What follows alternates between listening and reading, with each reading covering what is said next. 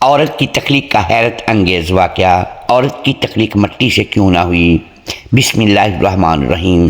جب اس دنیا میں انسانوں کا نام و نشان تک نہیں تھا، ہر طرف خاموشی تھی، نہ کوئی جانور تھا، نہ زندگی کا کوئی نشان، تب ایک دن اللہ رب العالمین نے اپنے تمام فرشتوں کو حکم دیا کہ اے میرے فرشتوں، میرے عرش عظیم کے قریب سب اکٹھا ہو جاؤ۔ اللہ کے حکم پر بے شمار فرشتے روشنی کی مانند چمکتے ہوئے حاضر ہو گئے۔ پھر اللہ تعالیٰ نے فرمایا کہ میں زمین پر اپنا ایک نمائندہ بھیجنا چاہتا ہوں۔ یہ سن کر فرشتے حیران رہ گئے، ان کی پیشانیوں پر سوال تھے اور دلوں میں تعجب امڑ آیا۔ انہوں نے ادب سے عرض کیا کہ اے میرے پروردگار، کیا آپ ایسی مخلوق کو زمین پر بھیجنا چاہتے ہیں جو فساد کرے گی، خون بہائے گی، جبکہ ہم تو ہر وقت آپ کی تسبیح اور عبادت میں مشغول رہتے ہیں؟ پھر نیا خلیفہ بنانے کی کیا ضرورت ہے؟ ان کی بات سن کر اللہ رب العالمین نے فرمایا کہ اے میرے فرشتوں، میں وہ جانتا ہوں جو تم نہیں جانتے، کون میری عبادت کرے گا اور کون نافرمانی کرے گا، اس کا علم صرف میرے پاس ہے۔ میں نے تم سے مشورہ نہیں مانگا، صرف بتایا ہے۔ یہ سن کر فرشتوں کے دل لرز گئے، انہوں نے اپنی غلطی محسوس کی اور فوراً توبہ کرتے ہوئے سجدے میں گر کر اللہ سے معافی مانگ لی۔ پھر اللہ تعالیٰ نے اپنے 4 عظیم فرشتوں حضرت جبرائیل، حضرت میکائیل، حضرت اسرافیل اور حضرت اسرائیل علیہ السلام کو بلایا۔ حکم ملتے ہی سب حاضر ہو گئے۔ اللہ نے سب سے پہلے حضرت جبرائیل علیہ السلام کو حکم دیا کہ اے جبرائیل، زمین پر جاؤ اور وہاں سے ایک مٹھی مٹی لے کر آؤ جس سے میں اپنا خلیفہ پیدا کروں گا۔ حضرت جبرائیل علیہ السلام زمین پر آئے اور مٹی اٹھانے لگے، مگر مٹی رونے لگی اور گڑ گڑا کر بولی کہ اے جبرائیل، مجھے کہاں لے جا رہے ہو؟ انہوں نے فرمایا کہ میں تمہیں اللہ کے پاس لے جا رہا ہوں، وہ تم سے ایک ایسی مخلوق پیدا کریں گے جو زمین پر ان کا نمائندہ ہوگی۔ یہ سن کر مٹی اور زیادہ رونے لگی اور بولی کہ مجھے مت لے جاؤ، مجھ سے جو انسان پیدا کیے جائیں گے وہ اللہ کی نافرمانی کریں گے، پھر جب اللہ کا عذاب نازل ہوگا تو میں بھی ان کے جسم میں رہوں گی، وہ عذاب مجھے بھی سہنا پڑے گا اور اللہ کے عذاب کو برداشت کرنے کی طاقت مجھ میں نہیں ہے، میری طرف سے اللہ سے معافی مانگ لینا۔ مٹی کی یہ درد بھری فریاد سن کر حضرت جبرائیل علیہ السلام خالی ہاتھ واپس لوٹ آئے اور اللہ کے حضور سارا واقعہ بیان کر دیا۔ پھر اللہ تعالیٰ نے حضرت میکائیل علیہ السلام کو بھیجا، وہ بھی زمین پر آئے، مگر مٹی نے پھر اسی درد سے فریاد کی اور میکائیل علیہ السلام بھی خالی ہاتھ واپس لوٹ گئے۔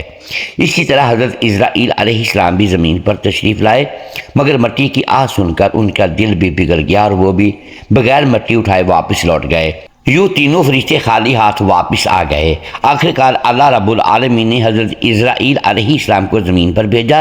جب وہ زمین پر آئے تو مٹی نے پھر وہی التجا کی اور بولی کہ اے اسرائیل، مجھے مت لے جاؤ، مجھے یہیں چھوڑ دو، مگر اسرائیل علیہ السلام نے فرمایا کہ اے مٹی، میں تمہاری بات پر لوٹ نہیں سکتا، مجھے اللہ کا حکم ملا ہے اور میں اپنے رب کے حکم کی خلاف ورزی کبھی نہیں کروں گا۔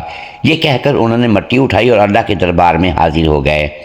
اللہ تعالیٰ نے خوش ہو کر فرمایا کہ اے اسرائیل، کیونکہ تم نے میرا حکم پورا کیا، میں تمہیں ایک خاص ذمہ داری دیتا ہوں، انسانوں کی روح قبض کرنے کی ذمہ داری۔ اسرائیل علیہ السلام نے عرض کیا کہ اے اللہ، جب میں انسانوں کی روح قبض کروں گا تو ان کے گھر والے مجھ سے نفرت کریں گے اور مجھے الزام دیں گے۔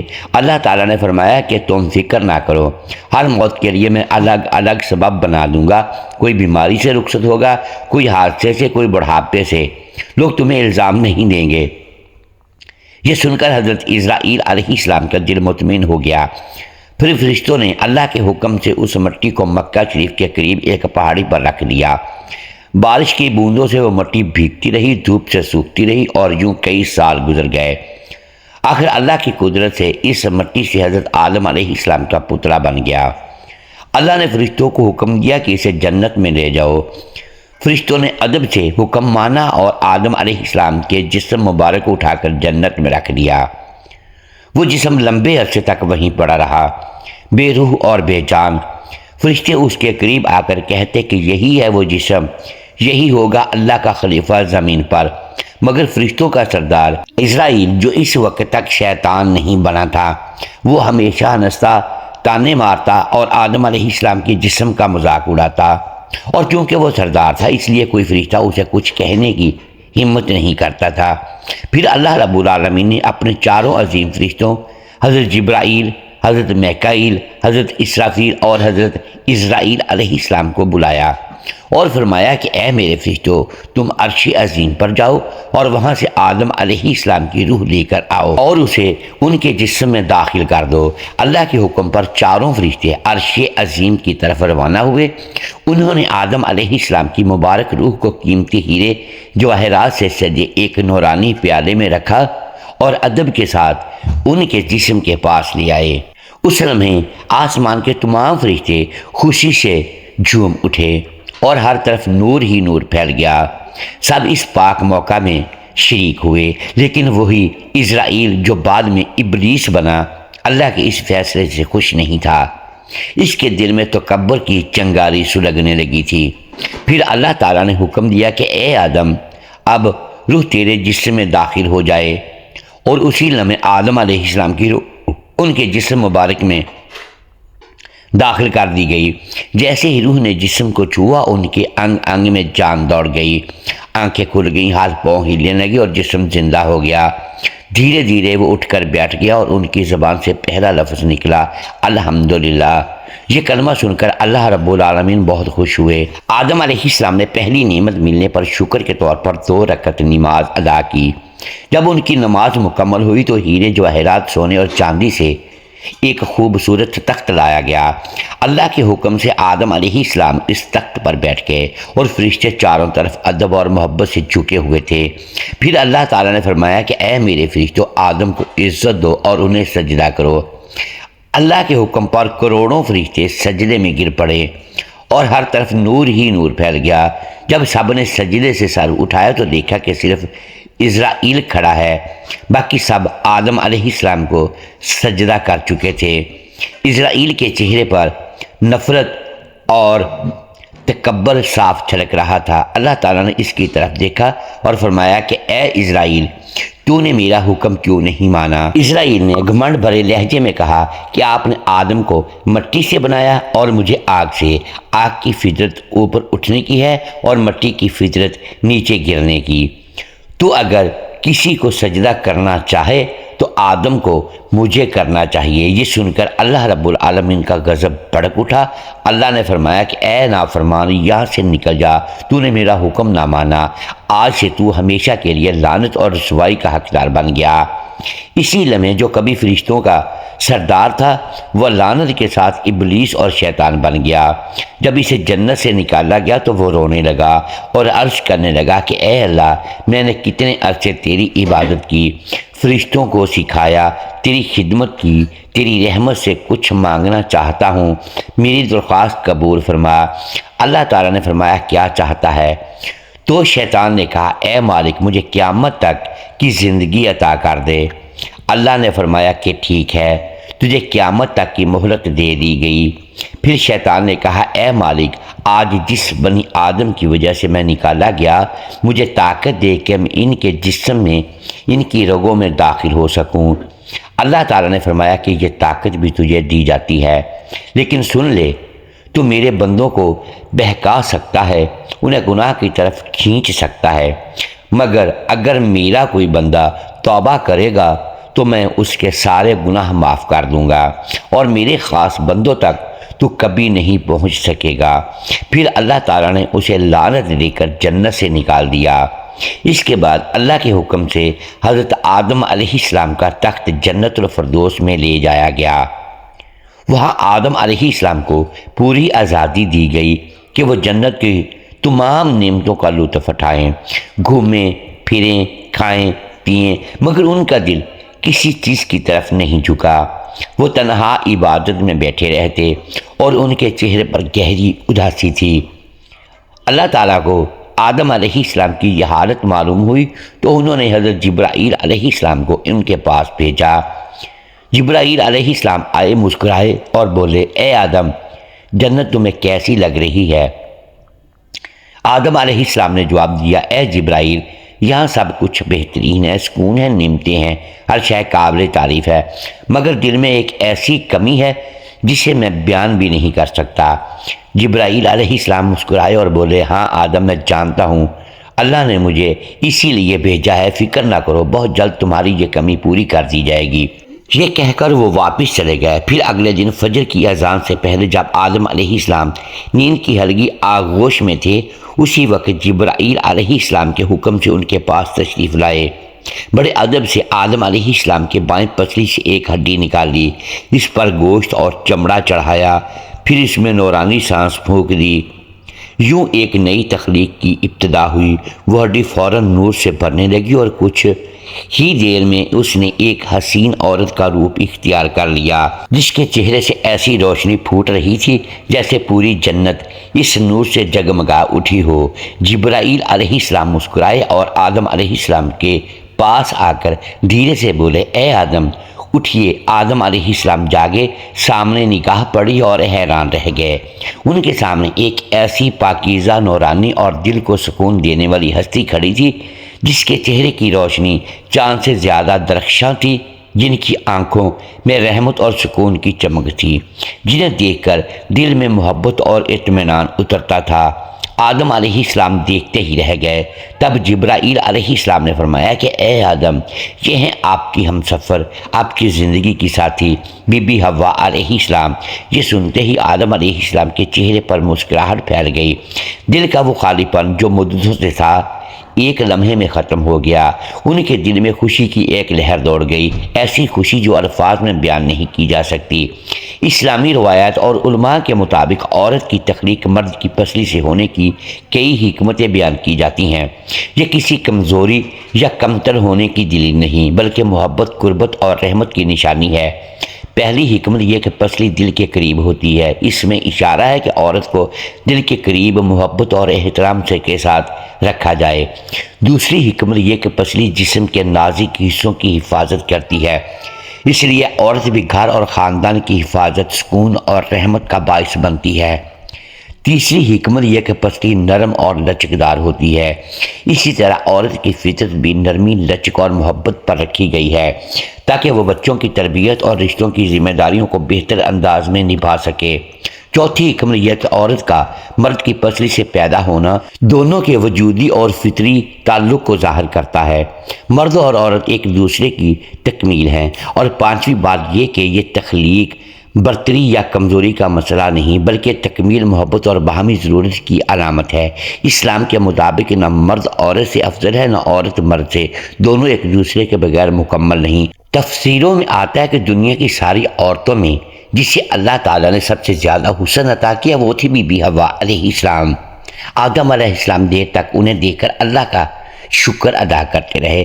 دھیرے دھیرے وہ ان کے قریب جانے لگے، مگر جبرائیل علیہ السلام نے ادب سے روک کر فرمایا، اے آدم، نکاح کیے بغیر آپ کے لیے ان کے قریب جانا جائز نہیں، پہلے اپنے رب کے حضور نکاح کی دعا کیجیے۔ آدم علیہ السلام نے سر جھکا لیا اور ویسا ہی کیا جیسا جبرائیل علیہ السلام نے فرمایا تھا۔ انہوں نے اللہ تعالیٰ سے بی بی حوا علیہ السلام کے ساتھ نکاح کی دعا مانگی۔ اللہ تعالیٰ نے دعا قبول فرمائی اور ارشاد فرمایا، اے آدم، میں نے تمہارا اور حوا کا نکاح مکمل کر دیا ہے، اب تم اپنی بیوی کا مہر ادا کرو۔ آدم علیہ السلام نے عرض کیا، اے میرے رب، مہر کیا ہوتا ہے؟ اللہ تعالیٰ نے فرمایا، اے آدم، تمہارے نکاح کا مہر یہ ہے کہ تم میرے پیارے حبیب حضرت محمد صلی اللہ علیہ وآلہ وسلم پر کچھ مرتبہ درود بھیجو۔ آدم علیہ السلام کا دل عشق سے بھر گیا۔ انہوں نے سر جھکا کر عرض کیا، لبیک یا ربی۔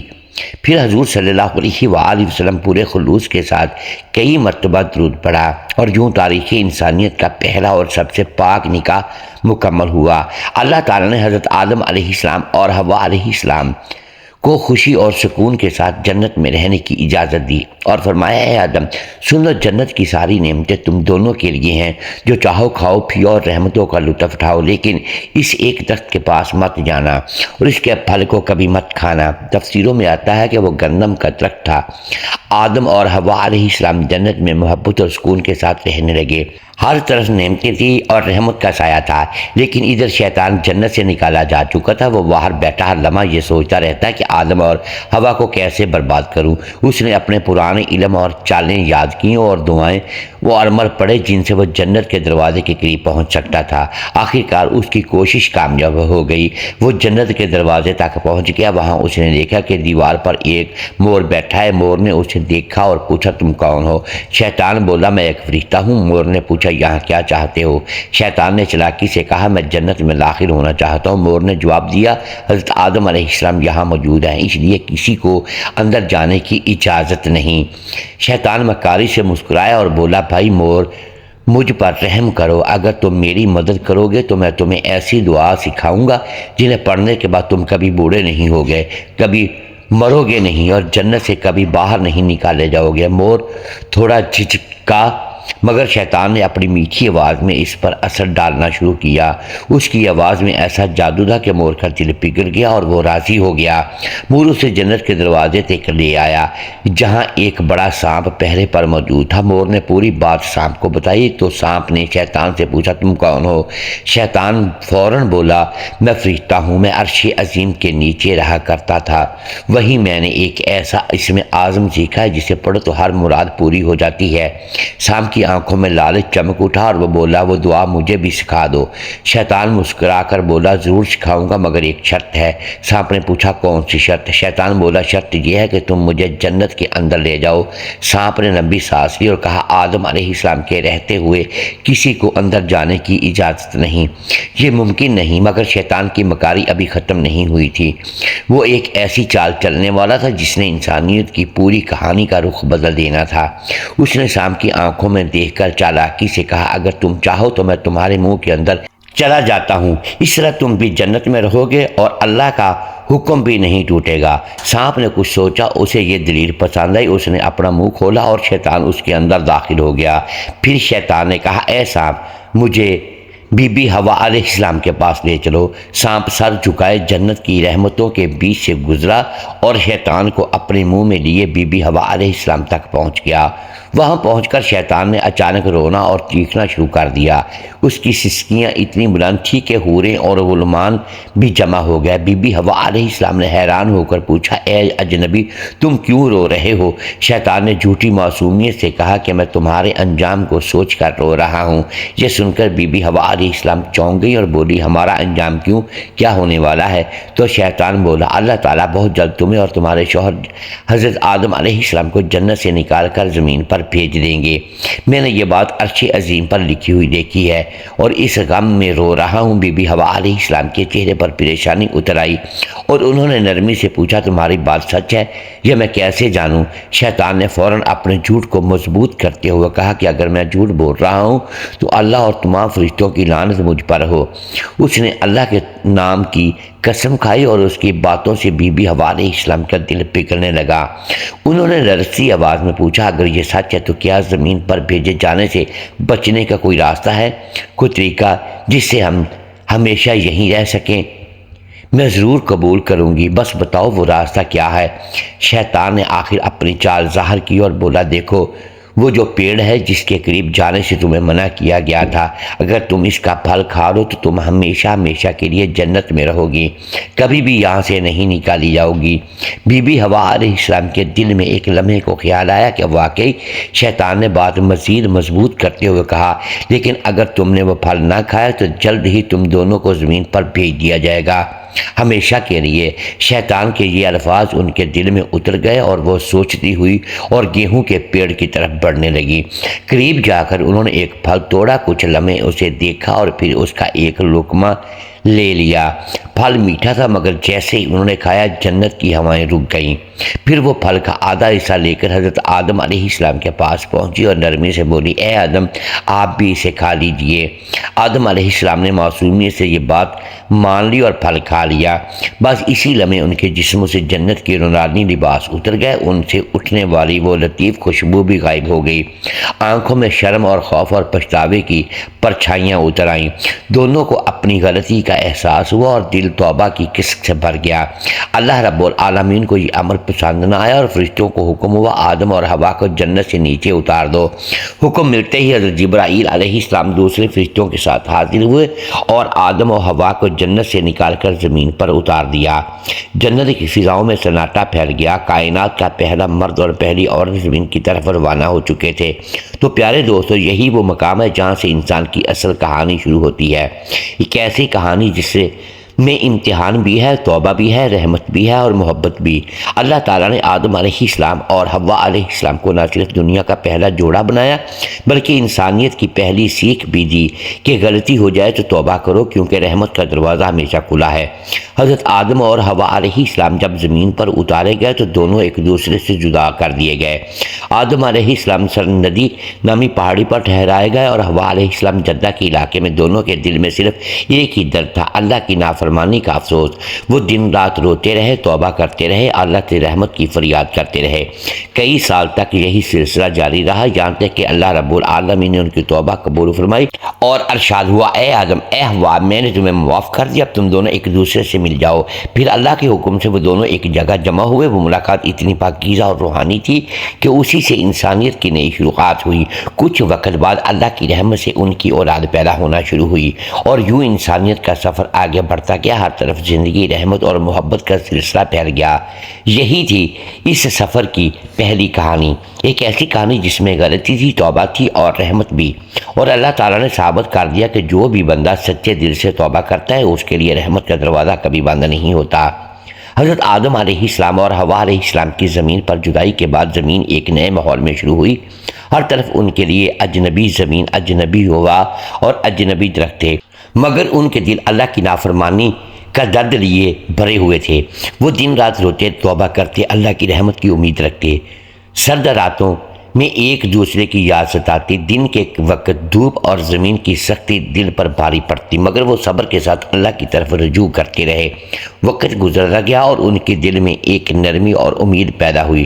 اللہ تعالیٰ نے ان کی توبہ کو قبول فرمایا تو ان کے دلوں میں خوشی اور سکون کا احساس ہوا۔ اللہ کی مرضی سے وہ دونوں ایک جگہ جمع ہوئے۔ ملاقات کے لمحے ایک روحانی اتصال پیدا ہوا، ایسا محسوس ہوا جیسے زمین پر انسانیت کا پہلا نور ڈل اٹھا ہو۔ ان کی آنکھوں میں اشک بھی تھے اور دل میں سکون بھی۔ محبت اور احترام کا نیا سبق سیکھا۔ پھر اللہ کی رحمت سے ان کی اولاد پیدا ہونا شروع ہوئی اور ہر نیا بچہ زمین پر انسانیت کا حصہ بنتا گیا۔ جو زندگی کی شروعات ہوئی، انسانوں نے کھانا کھانا، پانی پینا، زمین پر رہنا اور مل جل کر زندگی گزارنا سیکھا۔ وقت کے ساتھ انسانوں نے ایک دوسرے کے ساتھ تعلقات، شادی، اولاد اور معاشرتی اصول قائم کیے۔ اللہ کی ہدایت اور احکام کے مطابق زندگی کے تجربات حاصل کیے۔ ہر غلطی کے بعد توبہ اور اللہ کی طرف رجوع کا سبق انسانیت کے لیے برقرار رہا۔ اسی طرح زمین پر زندگی کا سلسلہ جاری ہوا۔ محبت، امتحان، رحمت اور سکون کا ہر لمحہ انسانیت کے لیے سبق بن گیا، اور یہ وہی کہانی تھی جس سے سیکھا گیا کہ چاہے کتنی بڑی غلطی ہو جائے، اگر انسان سچے دل سے توبہ کرے تو اللہ کی رحمت ہمیشہ اس کے لیے کھلی رہتی ہے۔ یہی پہلا سبق تھا جو انسانیت نے زمین پر حاصل کیا، اور اس کی بنیاد پر معاشرت، علم، تجربہ اور انسانی رشتوں کا آغاز ہوا۔ ہر لمحہ انسانیت کی ترقی، آزمائش اور اللہ کی رحمت کی طرف رہنمائی کرتا رہا۔ حضرت آدم اور حوا علیہ السلام کی زمین پر جدائی اور پھر ملاقات کے بعد زندگی کے نئے تجربات شروع ہوئے۔ ہر روز انہیں نئے چیلنجز کا سامنا کرنا پڑتا۔ زمین کی سختیاں، پانی اور غذا کی تلاش، سرد راتیں اور دھوپ کی تپش، سب کچھ ان کے لیے نیا اور امتحان تھا، مگر ان کے دل میں اللہ کے ساتھ تعلق اور توبہ کا سبق مضبوط تھا۔ وہ ہر کام میں اللہ کی رضا چاہتے اور اپنے اعمال پر غور کرتے، ایک دوسرے کے ساتھ تعاون اور محبت کی بنیاد پر زندگی گزارنے لگے۔ آہستہ آہستہ وہ زمین پر رہنا سیکھ گئے، زمین کی پیداوار کو استعمال کرنا، فصلیں اگانا، پانی جمع کرنا، اپنے لیے اور آنے والی نسلوں کے لیے جگہ بنانا، یہ سب انسانیت کی پہلی تربیت تھی۔ اللہ تعالیٰ نے انہیں نصیحت کی کہ زندگی میں صبر، شکر اور توبہ سب سے بڑی طاقتیں ہیں۔ اسی دوران ان کی اولاد بڑھتی گئی اور ہر نیا فرد زمین پر انسانیت کا حصہ بنتا گیا۔ بچے بڑھ کر تجربات سیکھتے، غلطیاں کرتے اور سچے دل سے توبہ کرتے۔ یہ سلسلہ یوں جاری رہا۔ ہر نسل نے اپنی زندگی میں محبت، امتحان، سکون اور اللہ کی رحمت کا سبق حاصل کیا۔ زمین پر زندگی کے ہر پہلو نے انسانیت کو مضبوط کیا۔ معاشرت، تعلقات، اولاد اور علم، سب کی بنیاد انہیں ابتدائی تجربات سے پڑی۔ ہر انسان نے یہ سمجھا کہ غلطی کرنے کے بعد سچی توبہ اور اللہ کی رضا کی تلاش سب سے بڑی راہ ہے۔ اسی طرح زمین پر زندگی کے ہر لمحے نے انسانیت کو تربیت دی، اللہ کی رحمت اور انصاف کا سبق دیا، اور یہ وہی داستان ہے جس سے یہ سبق ملتا ہے کہ انسان اگر صبر، شکر اور توبہ کے ساتھ اللہ کے قریب رہے تو کوئی بھی مشکل اسے شکست نہیں دے سکتی۔ یہ سلسلہ یوں نسل در نسل جاری ہوا اور انسانیت کی ترقی اور زمین پر زندگی کا حقیقی آغاز اسی سے ہوا۔ حضرت آدم اور حوا علیہ السلام کی زندگی کے ابتدائی دن انتہائی مشکلات اور نئے تجربات سے بھرے تھے۔ ہر روز انہیں زمین کی سختی، موسم کی شدت، پانی اور خوراک کی تلاش کا سامنا کرنا پڑتا، مگر ان کے دل میں اللہ کی محبت اور توبہ کا سبق ہمیشہ موجود رہا۔ وہ ہر کام میں اللہ کی رضا چاہتے تھے، ایک دوسرے کی مدد کرتے، زمین پر رہنا، فصلیں اگانا، پانی محفوظ کرنا اور زندگی کے لیے بنیادی ضروریات حاصل کرنا سیکھتے گئے۔ اسی دوران ان کی اولاد پیدا ہوتی رہی اور ہر نیا فرد زمین پر انسانیت کا حصہ بنتا گیا۔ بچے بڑھ کر زندگی کے تجربات سیکھتے، غلطیاں کرتے اور پھر سچے دل سے توبہ کرتے۔ زمین پر رہنا، ایک دوسرے سے تعلقات قائم کرنا، محبت، احترام، صبر اور تعاون کے سبق حاصل کرنا، یہ سب انسانیت کے لیے اولین تربیت تھی۔ ہر نسل نے اپنے اعمال کے اثرات دیکھے، اللہ کی رحمت اور انصاف کو پہچانا، زندگی کی چھوٹی بڑی آزمائشوں سے سیکھا کہ صبر اور توبہ سب سے بڑی طاقتیں ہیں۔ اسی طرح زمین پر زندگی کے ہر لمحے نے انسانیت کو مضبوط اور قابل فہم بنایا۔ انسانی معاشرت، علم، تجربات، تعلقات اور رشتوں کی بنیاد انہی ابتدائی دنوں کے تجربات سے پڑی۔ ہر انسان نے یہ سمجھا کہ اگر غلطی ہو جائے تو سچے دل سے توبہ کرنا اور اللہ کی طرف رجوع کرنا سب سے بڑی رہنمائی ہے۔ یوں زمین پر زندگی کے ہر پہلو نے انسانیت کو تربیت دی، اللہ کی رحمت اور رہنمائی کا سبق دیا، اور یہ سلسلہ نسل در نسل جاری رہا۔ انسانیت نے زمین پر اپنی ترقی، محبت، تعاون اور اللہ کی رضا کے اصول کے لیے یہ ابتدائی سبق ہمیشہ یاد رکھا۔ یہی وہ داستان ہے جس سے یہ سبق ملتا ہے کہ صبر، شکر، توبہ اور اللہ کی رحمت کے ساتھ زندگی گزارنا انسان کی اصل پہچان ہے، اور اسی سے زمین پر انسانیت کی حقیقی شروعات اور ترقی ممکن ہوئی۔ نسل انسانی کی ابتدا اللہ تعالیٰ نے قدرت سے ہوئی۔ قرآن اور حدیث میں بیان ہوا ہے کہ اللہ تعالیٰ نے حضرت آدم علیہ السلام کو مٹی سے پیدا فرمایا اور ان میں روح پھونکی۔ آدم علیہ السلام پہلے انسان تھے اور ان کی پیدائش کے بعد اللہ تعالیٰ نے ان کی ہمسفر حضرت حوا علیہ السلام کو پیدا فرمایا تاکہ نسل انسانی کی ابتدا ہو سکے۔ اللہ تعالیٰ نے آدم اور حوا کو جنت میں رکھا اور انہیں زندگی گزارنے کی تعلیم دی۔ شیطان نے ان کو بہکا کر اللہ کے حکم کی نافرمانی کرائی، جس کے باعث وہ زمین پر اتار دیے گئے۔ زمین پر آنے کے بعد آدم علیہ السلام اور حوا علیہ السلام نے ازواجی زندگی شروع کی اور ان کے بیٹوں اور بیٹیوں کے ذریعے نسل انسانی پھیلنا شروع ہوئی۔ ابتدائی انسانوں نے زمین پر رہ کر اللہ تعالیٰ کے احکام کے مطابق زندگی گزارنا سیکھا۔ محنت، روزگار، خاندان، معاشرت اور تعلیم و تربیت کے اصول ان پر واضح ہوئے اور وقت کے ساتھ انسانوں کی نسل بڑھتی گئی۔ قرآن میں بھی اس بات کی طرف اشارہ ہے کہ اللہ تعالیٰ نے زمین پر انسانوں کو جانوروں اور دیگر مخلوقات سے افضل بنایا اور انہیں زمین کی آباد کاری، معاشرتی نظام قائم کرنے اور علم حاصل کرنے کی ذمہ داری دی۔ اسی طرح تاریخی اور مذہبی روایت میں آدم علیہ السلام اور حوا علیہ السلام کی نسل کو انسانی تاریخ کی ابتدا قرار دیا گیا۔ یوں نسل انسانی کی ابتدا اللہ تعالیٰ کی تخلیق، جنت سے زمین پر آنا اور ازواجی زندگی سے ہوئی، اور یہ سلسلہ آج تک جاری ہے۔ محترم ناظرین، امید ہے آج کی یہ ویڈیو آپ کو پسند آئی ہوگی۔ ناظرین گرامی، اگر ہم اس ویڈیو میں الفاظ کی درستگی دانستہ یا دیدہ دانستہ درست نہیں کر پائے تو ہم آپ سے معذرت خواہیں اور اللہ کے حضور معافی کے طلبگار ہیں۔